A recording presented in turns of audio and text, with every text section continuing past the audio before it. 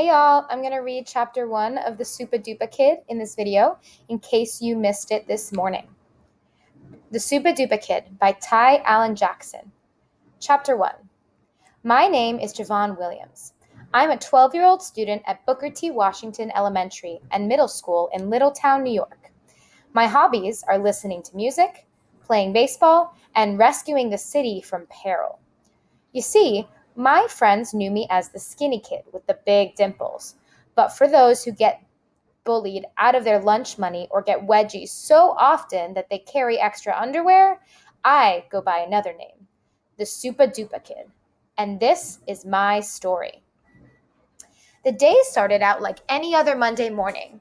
I was getting ready for school, and Denise, my 6-year-old sister, was doing everything in her power to make us late. She's the nosiest kid in the world, and she sticks that nose into everything I do, then reports it all to Mom.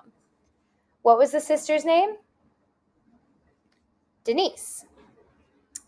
Just yesterday, I was sitting at the kitchen table eating a big bowl of Cookie Crunch cereal when I spilled the milk. It wasn't a lot of milk, but as soon as the milk hit the table, Denise started screaming, "Ooh, I'm telling Mom." Of course, Mom said it was no big deal, but still, there was Denise with her arms folded. And that smug look on her face that drives me crazy. Was I going to cry over spilt milk? Nope, I just cleaned it up and got us on our way to school. Sometimes we take the bus to school, but most days we walk. Every day on our way to school, Denise bugs me.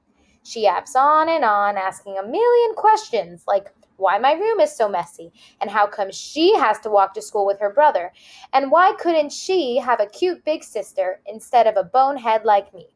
Man, that girl really drives me nuts. The only person who gets under my skin more than Denise is Hoodie. Hoodie is the local bully who wears black hooded sweatshirts even in the summertime. What's the new bully's name, the new character we just learned about? That's right, it's Hoodie. He terrorizes the entire neighborhood, and unfortunately, I'm his favorite target. He's 12 years old, just like me, but twice my size, with half the brains and all the mean. Some kids in the block say he was raised by wolves and dropped off on his parents' doorstep because he kept giving the other wolves rabies. Hoodie's parents think he's the sweetest kid in town.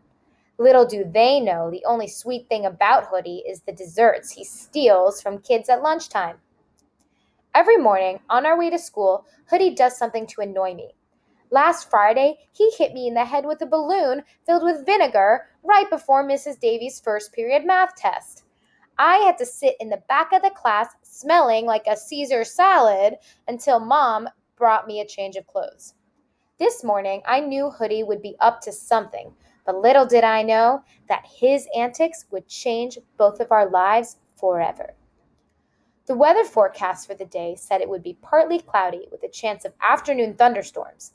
And since my dad is the local weatherman on channel WCRZ, he always makes sure Denise and I are prepared for whatever Mother Nature dishes out. So we both had ponchos tucked in our backpacks, and I had a supersized umbrella for us to share, if it happened to rain. Despite Denise's constant complaining, the walk to school was going smoothly, until out of nowhere, Hoodie snatched my umbrella and ran off with it. I took after him and left Denise standing there, shaking her head. He rounded a corner, and I lost track of him for a moment.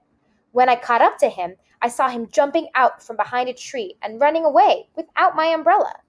I knew he did something to it, so I approached the tree carefully. There it was. The umbrella looked perfectly fine.